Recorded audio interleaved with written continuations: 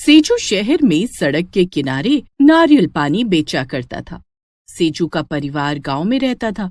नारियल पानी बेचकर सेजू जो पैसे कमाता उसे हर महीने अपने माता पिता को भेजा करता। बारिश का मौसम आ चुका था। सेजू सड़क के किनारे नारियल बेच रहा था। उसके ठेले के आसपास ग्राहकों की भीड़ लगी थी। भैया एक पानी वाला नारियल देना। अभी दे रहा हूँ भाई साहब। भैया एक नारियल पानी मुझे भी देना। अभी देता हूँ बहन जी। भैया पहले मुझे देना। ऐसा लगता है बारिश होने वाली है। आसमान में काले काले बादल छा गए हैं। मेरा घर यहाँ से बहुत दूर है। जल्दी घर नहीं पहुंचा तो भीग जाऊंगा। ये लो भैया आपका नारियल पानी, और ये लो बहन जी आपका भी नारियल पानी तैयार है। ग्राहक नारियल पानी पीकर सेजू को पैसे देते हैं और चले जाते हैं। तभी बारिश की मोटी मोटी बूंदें गिरने लगती हैं। सेजू अपना नारियल का ठेला छोड़कर एक दुकान की शेड के नीचे जाकर खड़ा हो जाता है। तभी उसके मोबाइल फोन की घंटी बज उठती है। प्रणाम बाबा, कैसे हैं आप लोग? सेजू बेटा, बारिश का मौसम आ गया है। तुझे तो पता ही है, बारिश आते ही हर साल हमारी झोपड़ी में पानी भर जाता है। इस बार भी हमारी झोपड़ी में पानी भर गया है, जिस कारण घर में चूल्हा तक नहीं जल रहा है। भीगने के कारण तेरी माँ की तबीयत खराब हो गई है। आप चिंता मत कीजिए, मैं गांव आ रहा हूं। इस बार अपना पक्का मकान बनाकर ही वापस लौटूंगा। ठीक है बेटा। सेजू ने मन ही मन सोचा, बाबा से मैंने बोल तो दिया कि इस बार पक्का मकान बनवाऊंगा, लेकिन पक्का मकान बनवाने के लिए पैसे कहाँ हैं मेरे पास। लेकिन कुछ न कुछ तो करना पड़ेगा। बारिश के मौसम में हर साल मेरे माता पिता को तकलीफों का सामना करना पड़ता है। बारिश के रुक जाने के बाद सेजू अपने नारियल बेचने लगता है, लेकिन सड़कों पर पानी भर चुका था, जिस कारण कोई ग्राहक नारियल पानी पीने नहीं आ रहा था। रात हो गई है, आज कोई ग्राहक नारियल पानी पीने नहीं आया। रात की बस से मुझे गांव भी निकलना है। सेजू उस दिन अपने सारे नारियल पानी को बोरी में लेकर रात की बस से गांव आ जाता है। गांव में तेज बारिश हो रही थी। भारी बारिश के कारण उसके गांव में घुटनों तक पानी भर चुका था। सेजू किसी तरह अपने घर पहुंचता है। सेजू बेटा, तू आ गया? हाँ माँ, मैं आ गया। सेजू कौशल्या की गले लग जाता है। कौशल्या उसका माथा चूमती है। माँ के करीब आकर सेजू देखता है कि कौशल्या को तो तेज बुखार है। उसकी झोपड़ी में जगह जगह छेद थे, जिससे बारिश का पानी घर के भीतर आ रहा था।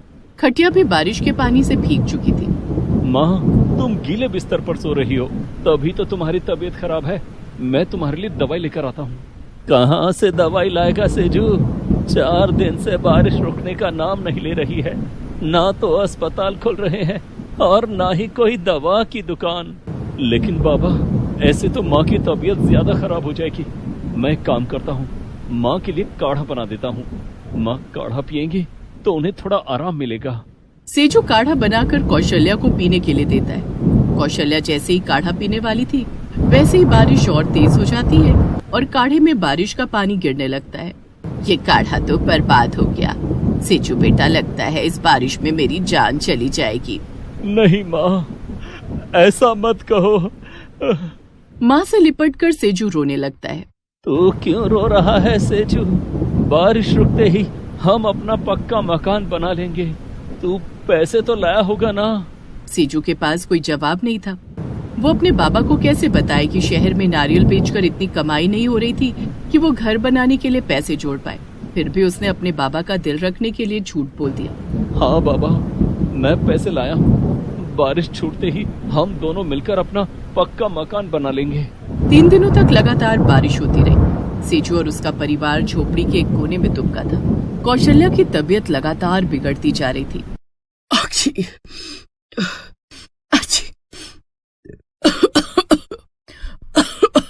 3 दिन के बाद जाकर बारिश बंद हुई। सेजू ने झोपड़ी में भरे पानी को बाहर निकाला और कौशल्या को दवाई ला कर दी। माँ, मैं खाना बनाता हूँ, तुम खाना खाकर दवाई खा लो। इससे तुम जल्दी ठीक हो जाओगी। सेजू बेटा, शहर से आने के बाद मैं तुझे रोटी बनाकर भी नहीं खिला पाई। क्या करूं, तबीयत इतनी खराब है कि बिस्तर से उठने की हिम्मत नहीं हो रही है। माँ, तुम चिंता मत करो, तुम बहुत जल्दी ठीक हो जाओगी। फिर तुम मुझे रोटी बनाकर खिलाना। सेजू की माँ, और अब तो हमारा भी अपना पक्का मकान होगा। बारिश छूट गई है, मैं और सेजू मिलकर अपना पक्का मकान बना लेंगे। सेजू खाना बनाकर कौशल्या को खिलाता है। कौशल्या भी सेजू को अपने हाथों से खाना खिलाती है। खाना खाने के बाद सेजू कौशल्या को दवाई खिलाता है और घर से बाहर निकल जाता है। वो मन ही मन सोचता है, बाबा पक्का मकान बनाने के लिए कह रहे हैं, लेकिन उन्हें कैसे बताऊं? मेरे पास तो पैसे ही नहीं है।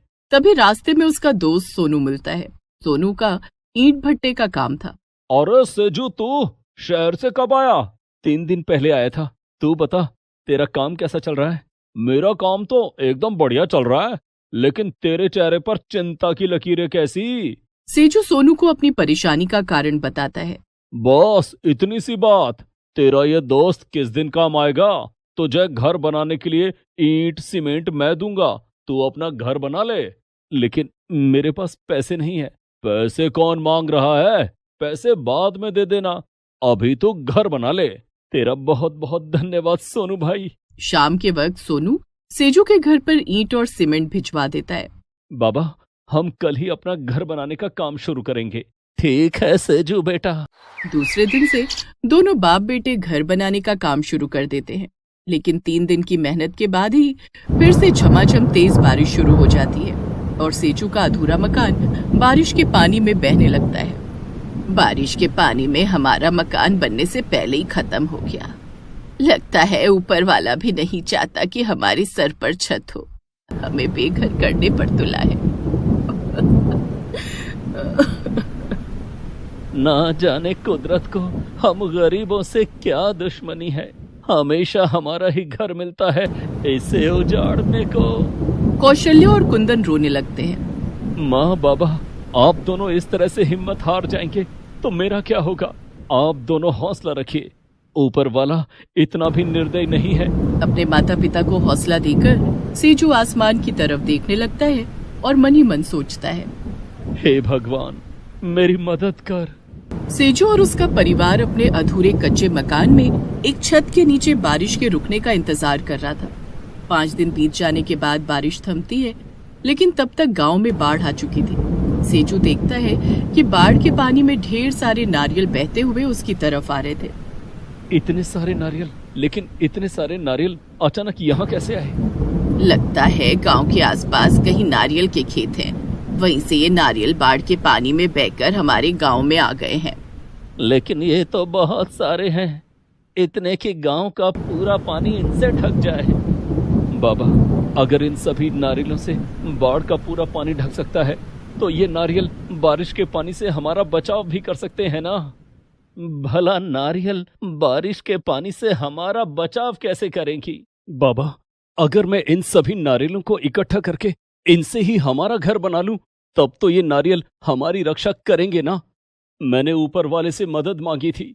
लगता है ये सभी नारियल भगवान ने ही हमारी मदद के लिए भेजे हैं। सेजू बेटे, तू इन नारियलों से घर कैसे बनाएगा? माँ, कोशिश करके देखता हूँ।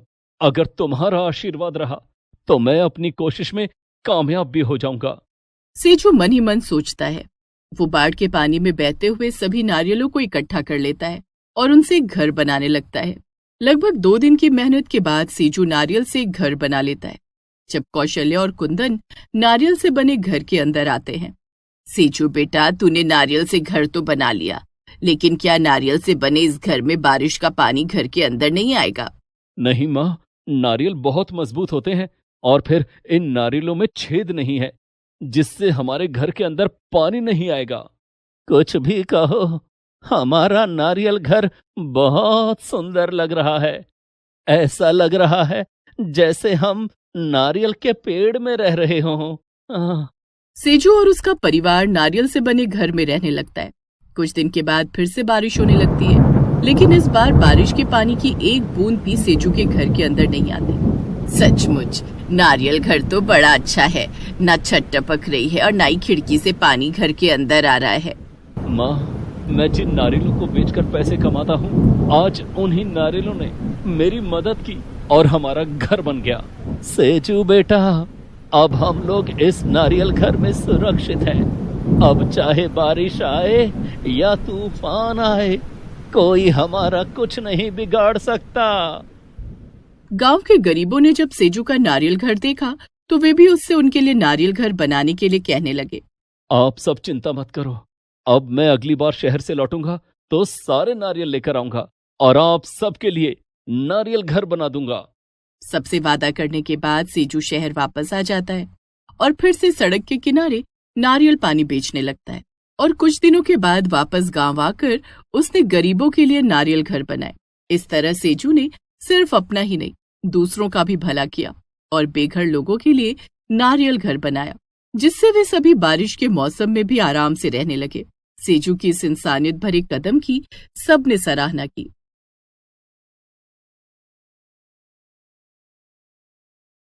रोशनपुरा गांव में एक गरीब बूढ़ी अम्मा रहा करती थी। अम्मा की एक पोती थी, सोनी। सोनी बहुत तेज, होशियार और समझदार थी। बूढ़ी अम्मा सब्जियां बेचा करती और सोनी उनकी मदद किया करती थी। सुबह सुबह बारिश की तेज आवाज से अम्मा की नींद खुल जाती है। अम्मा ने देखा कि झोपड़ी में कई जगहों पर हुए छेद से बारिश का पानी घर के अंदर आ रहा था। टोकरी में रखी सब्जियों पर भी बारिश का पानी पड़ रहा था।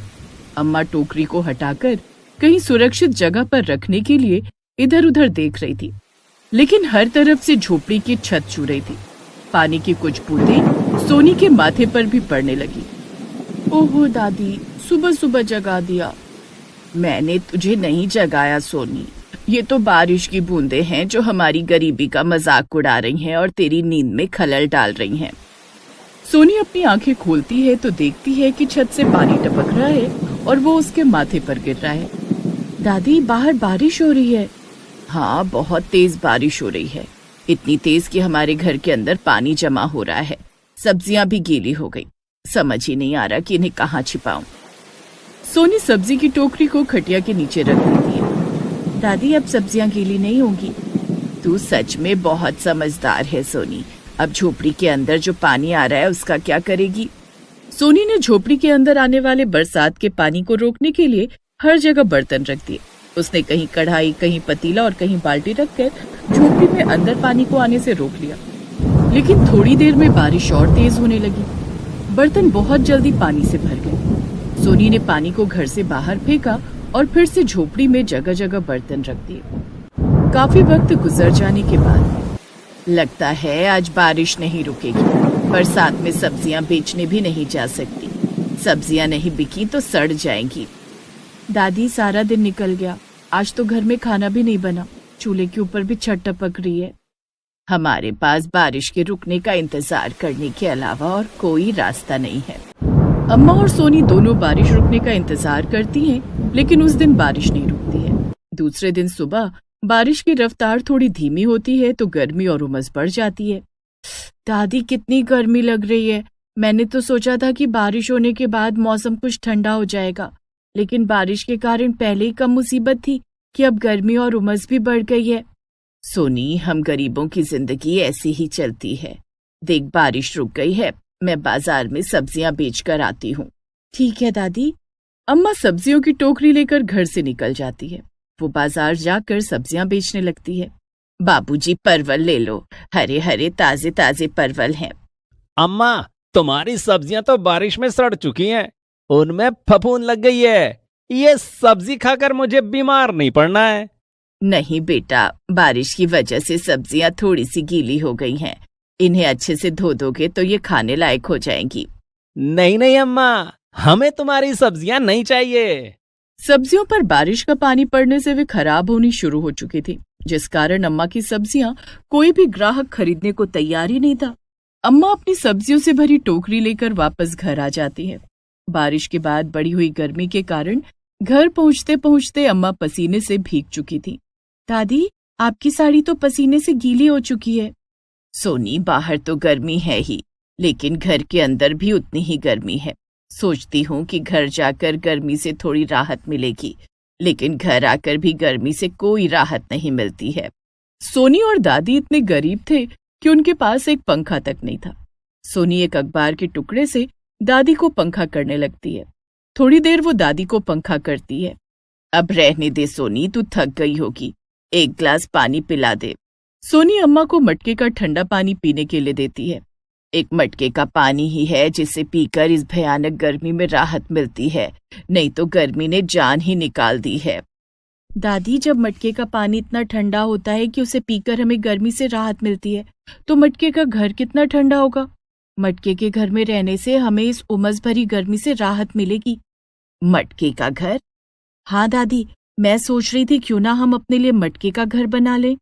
मटका तो पानी रखने के काम आता है, हम उसके अंदर कैसे रह सकते हैं? दादी सोचो कि अगर हमने मटके के आकार का एक घर बना लिया तो उस घर के अंदर कितनी ठंडक होगी। हमें उसके अंदर बिल्कुल भी गर्मी नहीं लगेगी, उसके अंदर बारिश का पानी भी नहीं आएगा और हमारी सब्जियां भी खराब नहीं होंगी। लेकिन तू मटका घर बनाएगी कैसे? क्या तुझे मटका बनाना भी आता है? दादी, मेरी सहेली पम्मी के बाबा मिट्टी के बर्तन बनाते हैं, मैं उनसे मटका बनाना सीख लूंगी। क्या वो तुझे मटका बनाना सिखाएंगे? क्यों नहीं दादी, चाची ने कहा था कि वो मुझे मिट्टी के सारे बर्तन बनाना सिखा देंगे। ठीक है, अच्छा तू बैठ, मैं कुछ खाने के लिए बनाती हूँ। अम्मा बारिश के पानी में गीली हो चुकी सब्जियों में से कुछ सब्जियां चुनकर उन्हें पकाती हैं और साथ में चावल बना लेती हैं, जिसके बाद दोनों दादी पोती खाना खाते हैं। खाना खाने के बाद सोनी मटका बनाना सीखने के लिए अपनी दोस्त के घर जाती है। घर के बाहर पम्मी के बाबा हरेन मटका बना रहे थे। चाचा, मुझे भी मटका बनाना सिखा दो। क्यों नहीं सोनी बिटिया, तू मेरे पास बैठ, मैं तुझे मटका बनाना सिखाता हूँ। हरेन सोनी को मिट्टी से मटका बनाना सिखाता है, जिसके बाद सोनी ढेर सारी मिट्टी लेकर शाम को घर आती है। इतनी सारी मिट्टी? ये तो बहुत कम है दादी, मैं कल सुबह नदी किनारे से और भी मिट्टी लेकर आऊंगी और अपनी इस झोपड़ी की जगह पर मटका घर बनाऊंगी। मैं भी मटका घर बनाने में तेरी मदद करूंगी। दूसरे दिन सुबह दादी पोती नदी किनारे जाती हैं और टोकरी में मिट्टी भर भर कर घर लाती हैं। जब काफी सारी मिट्टी इकट्ठी हो जाती है, तब सोनी अपनी झोपड़ी तोड़कर वहां पर मटके के आकार का घर बनाने लगती है। लेकिन इसी बीच तेज बारिश होने लगती है और सारी मिट्टी बारिश के पानी में बह जाती है। सोनी रोते हुए दादी से कहती है, मुझे माफ कर दो दादी, मैं मटका घर नहीं बना पाई। बारिश में हमारा मटका घर बनने से पहले ही टूट गया, अब हम कहाँ रहेंगे? दादी ने सोनी को संभालते हुए कहा, कोई बात नहीं सोनी, बारिश रोज रोज तो नहीं होगी। मटका घर आज नहीं बन पाया तो कल बन जाएगा। तू हिम्मत मत हार, आज रात हम पेड़ के नीचे गुजार लेंगे। दोनों बारिश से बचने के लिए पेड़ के नीचे बैठ जाते हैं। थोड़ी देर में बारिश तो रुक जाती है, लेकिन वो दोनों भीग चुके थे। गर्मी भी ज्यादा बढ़ गई थी। ना जाने इस बारिश और गर्मी से कब राहत मिलेगी। बहुत जल्द राहत मिलेगी दादी। इस तरह अम्मा और सोनी एक दूसरे की हिम्मत बढ़ाती और एक दूसरे को सहारा देती। दोनों ने पेड़ के नीचे रात गुजारी। दूसरे दिन सूरज सिर पर निकल आता है और तेज धूप हो जाती है। अगर सूरज चाचा इसी तरह हमारी मदद करते रहे तो हमारा मटका घर बहुत जल्दी बनकर तैयार हो जाएगा। सोनी फिर से मटका घर बनाने लगती है, जिसमें दादी उसकी मदद करती हैं। शाम तक दोनों अपना मटका घर बनाकर तैयार कर लेती हैं। तभी वहां हरेन आता है। ये क्या सोनी, तूने इतना बड़ा मटका बना लिया? चाचा, ये सब आपकी वजह से हुआ है। आपने मुझे मटका बनाना सिखाया था ना, मैंने अपने और दादी के लिए मटका घर बनाया है, जिसके अंदर हम दोनों बारिश से बचे रहेंगे और हमें गर्मी भी नहीं लगेगी। अच्छा, क्या ऐसा हो सकता है? आप घर के अंदर चलकर तो देखो चाचा। सोनी, दादी और हरेन तीनों मटका घर के अंदर जाते हैं, जो कि अंदर से बहुत ही ठंडा और शीतलता देने वाला था। वाह, मटका घर के अंदर तो बिल्कुल गर्मी नहीं लग रही है। हाँ, बल्कि यहाँ तो ठंड का एहसास हो रहा है। दादी, मटका घर हमारी झोपड़ी की तरह कमजोर नहीं बल्कि मजबूत भी है। इसके छत से पानी भी नहीं टपकेगा। अब हमारी सब्जियां खराब नहीं होंगी। अब मैं गर्मी में सुकून की नींद सो सकूंगी। सोनी, मैं एक कुम्हार होकर अपने लिए मटका घर नहीं बना पाया और तूने इतना बड़ा मटका घर बना लिया। क्या तू मेरे लिए भी मटका घर बना देगी? मेरे घर में ना पंखा है ना कूलर। तू तो जानती है कि कितनी भयानक गर्मी पड़ रही है। सारा दिन आग पर मिट्टी के बर्तन पकाकर मैं गर्मी में झुलस जाता हूँ। तुम्हें परेशान होने की जरूरत नहीं है चाचा, मैं तुम्हारे लिए भी मटका घर बना दूंगी। सोनी हरेन के लिए भी मटका घर बनाती है। पूरे गांव के लोग सोनी और हरेन का घर देखने के लिए बार बार आने लगे। ग्रामीणों में सोनी के बनाए हुए मटका घर की खूब चर्चा होने लगी। लोगों ने सोनी से उनके लिए भी मटका घर बनाने की गुजारिश की। सोनी बेटी, इस बारिश के मौसम से बचने के लिए हमारे लिए भी मटका घर बना दे। हमें बारिश और गर्मी दोनों से राहत मिल जाएगी। ठीक है काका, मैं तुम सबके लिए मटका घर बना दूंगी। अब तो गांव में जैसे मटका घर बनाने का अभियान शुरू हो गया। लोग सोनी की मदद करने लगे। इधर सोनी सबके लिए मटका घर बनाने लगी। उधर ग्रामीण अपनी अपनी तरफ से छोटे बड़े तोहफे लेकर अम्मा के पास पहुंचने लगे। अम्मा, ये घर क्या देसी घी है? मैंने अपने हाथों से निकाला है, तुम्हारे लिए लाई हूं। रसोई में रख दो बहू, तुम्हारा बहुत बहुत धन्यवाद। धन्यवाद कैसा अम्मा, ये तो हमारा फर्ज है। अम्मा, मैं खेत की ताजी सब्जियां लाया हूँ, इन्हें बाजार में बेच देना। और ये मेरे खेत के कुछ अनाज हैं, तुम्हारे और सोनी के काम आएंगे। अम्मा, दूध और दही लाई हूँ, अब से मैं रोज तुम्हारे और सोनी के लिए दूध और दही लाया करूंगी। इस तरह से अम्मा का मटका घर अनाज, सब्जियों और खाने पीने की चीजों से भर जाता है। इधर सोनी ने सबके लिए मटका घर बनाकर तैयार कर लिया। उधर गांव के लोगों ने अम्मा और सोनी की परवरिश का जिम्मा उठा लिया। सोनी और दादी की जिंदगी अच्छी चलने लगती है। दोनों बरसात के मौसम में अपने मटका घर में सुकून से रहने लगती हैं। Please subscribe this channel.